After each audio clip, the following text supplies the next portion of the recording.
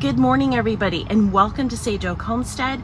My name is Lisa, in case we haven't met. Well, I'm here in my greenhouse. I'm actually getting the greenhouse ready because it's mid-July, and that means I am already starting to plan out our fall gardens. I can't even believe I'm saying fall gardens, but it's about that time. But since we are now in the middle of July, it is also time for me to take you guys out of this greenhouse and let's go see what's growing on here in our Zone 6 Michigan gardens. So let's go for a garden tour and let you see what's growing on. Well, first step, you will see I have my 3 black tubs here, and they are filled with sweet potatoes. Now, I put my sweet potatoes in these black tubs because the black will attract the sunlight, and the sweet potatoes do really well with warm soil.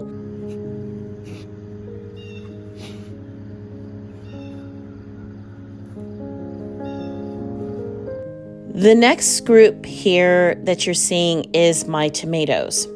Now, these first tomatoes that you're seeing right in front of you right now are Pantano tomatoes. They are indeterminate, they grow wild, they grow really bushy, and they will die after the first frost. There was a mix-up in my greenhouse when it came to labeling, and they somehow made it into this particular garden bed. The 15 other tomato plants that are tucked away in the back that you don't see are my Romas, and those are determinate. They put on a certain amount of fruit and then they die. And those I use for canning and making sauces and so forth and so on. Now, you see in this video there's string that's weaved in and out of the plants. That's because I like staking my tomatoes using the Florida weave method. And that's why I have 3 T-posts on either side, because it's connecting the string all the way through the bed. And that's why you saw me kind of jiggling the plants. That's what was going on there. Over here is what is left of my tomato or potato patch. My dogs are trying to see if they can find any leftover potatoes. I harvested the day before my purple Viking potatoes, and the rest that is left are my Kennebec and my red new potatoes. So those will just sit in the ground until the plants die back, and then we will complete that harvest at that time. I have some major changes that will be taking place in this garden as we go through the gardening season. You see that I have corn here. Once the corn is done, and once I've harvested a lot, I'm going to be getting rid of these big spaces that you see here. So I encourage you to like, subscribe, stay tuned, because there's some major changes that are coming on this side of my garden. This is just giving you kind of a broad look of what everything is looking like at this particular point in time.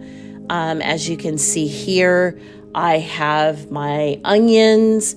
They are still going strong. They have been knocked down by the wind. They're not ready to pick, and that's because the foliage is still pretty green, so they're still putting energy into bulbing up. So I'm letting them be, even though they look terrible. They flopped over. I did harvest my red tomatoes, or my red onions. They have been harvested. And so the only ones that are left are my white Spanish onions. This bed, you've already seen this harvest as well. This was my celery bed. I harvested everything down, and what do you know? The celery wants to come back. So I've got to rip this out. But I wanted to test something. My boys, they pulled out one of my strawberry plants when they were picking a strawberry. I think this bed is going to become a strawberry patch. So I wanted to see how well the strawberry would transplant. So it looks like it's going to make it. I hope it does, because if that's the case, then this bed, which is a 4-foot by 8-foot bed, will be dedicated to just strawberries. I never show you guys this side, but this is along the fencing, and this spans the length of my garden. And earlier in the season, I had a packet of wildflower mixture.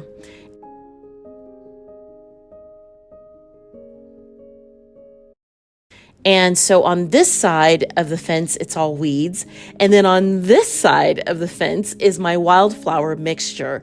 So I had no idea what was going to come up, but here you see borage that has come up. Let's see, salvia has been coming up. I've got bachelor's buttons, which I absolutely love.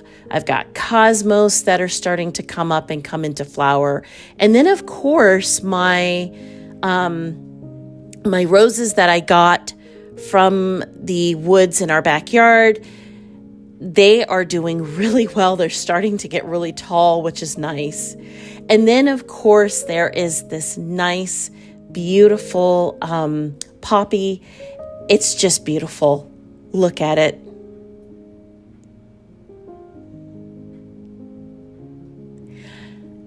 And then, of course, along this fence line, I also have my blueberries. I just don't have enough blueberry plants. My kids have ravaged these. As a matter of fact, shortly after filming this, a day or two after filming this, the kids came through and ate just about everything. Fortunately for us, the birds do not know that these plants exist, so my kids have had free reign of the blueberries, which is perfect. On the back side of this bed, I have a couple of eggplants. I'm the only one in my family that really likes eggplants. And it turns out my kids really like kohlrabi, which is what you see there. It's getting eaten alive. It's really late in the season. But my kids like it, so that is going to be a staple in my garden. And look at Miss Coda. She is our mother dog. She's the mom to two of our dogs here on property. But this bed also has my Dent Corn, and I just recently planted that in. And then over here is my other corn that is a little bit more advanced than my Dent Corn, so there won't be cross-pollination. That's my sweet corn. Variety is Who Gets Kissed. Then back along the fence here is my grape plant, and look at the leaves. It has a little bit of leaf curl on there. That's going to be a theme, so just keep your eyes open on that. Over here on this side up against the same fence are my definitely Pantano plants here, my tomatoes. I have attached them to the fence so that way the fence will be providing them with some support. But these are definitely my Pantanos. I did get the labeling right on these guys. As you can see here, I've got several Pantanos along here. And what I like to do with these guys is I do like to prune them from the bottom up. And you'll see that I do that with most of them. You see how these stalks are clean up into the first leaves. On the other side of this fence is my raspberry plants. And I think by the time you guys see this video, I would have had I'll have two or three more raspberry plants along the fence line. But I love growing raspberry plants for their leaves. They have not put on any fruit. That's okay with me. I use them for their leaves at this point in my teas because it's really good for females and for hormonal regulation. Here there is cantaloupe that I have not really paid attention to, but fortunately for me, they are starting to put on little fruits there. Hopefully our dog Tuxie, that's one of Coda's daughters, hopefully she won't eat them, but she's been known to do that.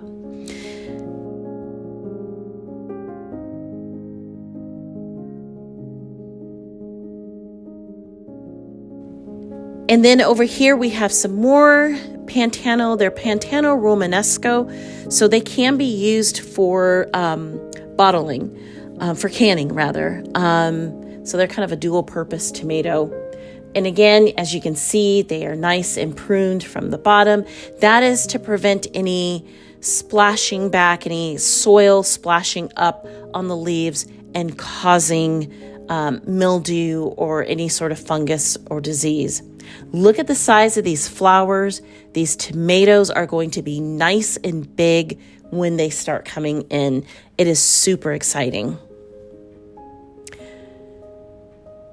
This right here is a tunnel that my husband and I have just recently built. We still have not finished it just yet. The plants that you're seeing that are trellising along here are pole beans, and they are a purple pole bean. They will turn green when you cook them, but I am just letting them trellis up. We are really tight on our budgets right now, so I did not get cattle panel. Cattle panels is probably perfect to create that perfect arch. This is just some leftover fencing that we had. And as you can see here, it looks like we're about to get some flowers. So super excited. I don't think the pole beans care if it's a cattle panel or not. They just care about trellising, and I care about harvesting. So super excited. I know my family wants this to be the year of the tomato. I want this to be the year of beans. So hopefully we'll get a lot of beans. This bed here has a hodgepodge. It's still a hodgepodge. It's got tomatoes that need to be staked, and I need to clean the bottom of those tomatoes, get all of those leaves off. I've got Swiss chard. I've got peppers that I've started from seed earlier this year. I've got sweet peas growing. I've got lettuce in here. It is definitely not monoculture. It's kind of rare that you see my beds in a monoculture form. I love polyculture. And that just means having multiple different types of plants in a growing space. Even actually, the only one that was monoculture in my garden is my potatoes. That's it. Now over here, look at this bed. I've got these beautiful sunflowers that are coming up. The leaves look perfect. Can't wait for them to sprout. But then drop down here and look at this pepper plant. I got this pepper plant from a nursery, and look how the leaves are curling. Now, my pepper plants that I have grown from seed, they're considerably smaller. They're taking a little longer to take off, but that's okay. They're growing and they're starting to flower. No leaf curl. This pepper plant here got a bell pepper on it, and what do you know? On the very top, there's leaf curl. So let me know in the comments down below what you think that possibly is, because I've never seen it where it's plants that I have bought. The grape I bought from the same nursery as those bell peppers. Let me know what you think. Okay, on to this, the other side of this bed is my okra, and then I am hoping and praying that the cabbage hurries up and forms its heads. It's taking forever, and I don't know why. I'm really excited this morning. I found out that my gladiolas, which is one of my all-time favorite flowers, are starting to put on their flower stalks. Super excited about it. I just can't wait to be bringing in gladiolas in my house and enjoying them, and just enjoying them in the garden as well. This patch here, this flower patch is a hodgepodge. Again, not monoculture here. But I made a discovery this morning that really surprised me. That leaf that you see me holding there, I have lemon balm in there. I don't remember planting lemon balm at all. And I'm a little bit nervous and excited because lemon balm wants to take over the world, okay? It's a part of the mint family. That's what they like to do. So hopefully we can keep the lemon balm kind of tame. All right, so we're back here to the potatoes. That means it's time to show you guys the in-ground gardens. So as you can see here, sorry for the rake being in the way, but I have got my peas trellised up against here. On the other side of these peas are my kale plants as well. But as you can see, my peas are swelling up. They're getting nice and swollen. So it's time to start picking these and getting them into the freezer. Frankly, I'm kind of getting tired of the pea plants at this point. I'm ready to rip these guys out. We use peas, but not this abundantly. So I'm ready for these guys to go and put something else in. Right here, you see my carrots. They're coming in. I do need to do some weeding here and some thinning out of my carrots. Yeah, I really need to thin out my carrots. Then over here, you'll see that I've got my bush beans and my nasturtiums. I have planted more bush beans in here. You just don't see it because I did it the day before filming, so they haven't sprouted yet. This area here is a hot mess. So this was supposed to be my collards and broccoli. They're going to seed, and the tomatoes here are just a mess. I've got boxcar willy, brandywine. They're all indeterminate, and they are growing like crazy. I've not gotten over here to stake them up, so they are just going bonkers over here.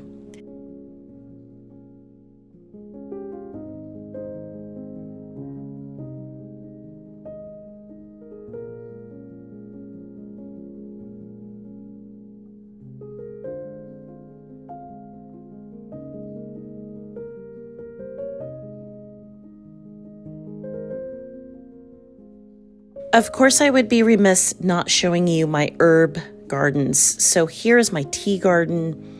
I've got a lot of mint growing in here, along with lavender.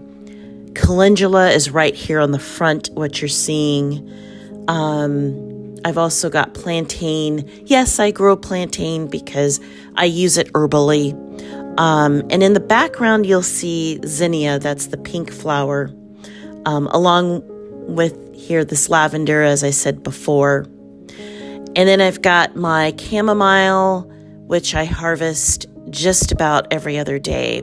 Every other day I'm harvesting something out of this particular bed because I use all of these things in teas, minus the plantain and calendula. I use them in my herbal teas, so I use things like my chamomile. I use my lemon balm that you see here, and then I also use things like catnip. And catnip is really good for soothing, muscle relaxing. If we've had a physically hard working day, catnip, it's a little bit bitter, but it's really good to relax your muscles. So I give my family a nice cold tea every evening for dinner, and that helps with sleep and relaxation and digestion. That's what mint is really good for. Over here, you see, this is my more culinary area here. These are my culinary herbs. So I've got things like my basil that's going to seed, and this is my purple basil here. It's getting ready to go to seed.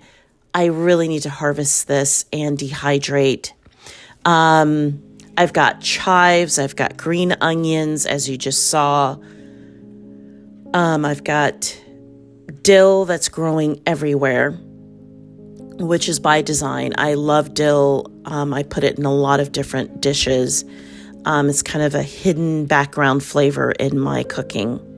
Then over here, believe it or not, I weeded 2 weeks ago, and the weeds have snapped back so quick.